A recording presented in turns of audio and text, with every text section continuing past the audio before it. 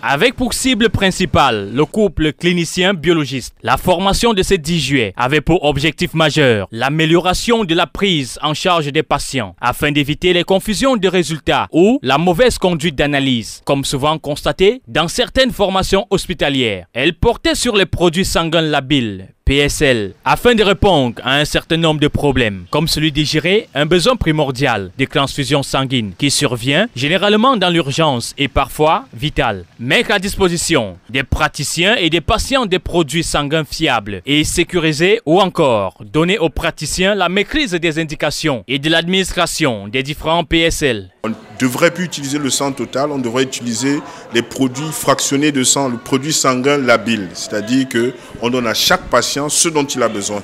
Un patient est anémié, il a seulement besoin de globules rouges, on lui apporte des globules rouges. Voilà, il saigne, il a des déficits en facteurs de coagulation, on lui apporte du plasma.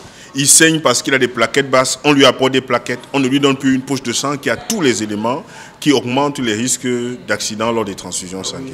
La formation sur le PCR multiplex génital, un examen de dernière génération qui utilise une technique de biologie moléculaire pour faire le diagnostic, vise quant à elle à mettre à jour les praticiens sur l'actualité du diagnostic des infections sexuellement transmissibles, voir les avantages de cette innovation technologique et montrer l'accessibilité de cette technique dans notre contexte. Ces actions formatrices sont initiées par la direction de l'hôpital des districts de Deido à l'endroit de son personnel pour le suivi optimal de ses patients.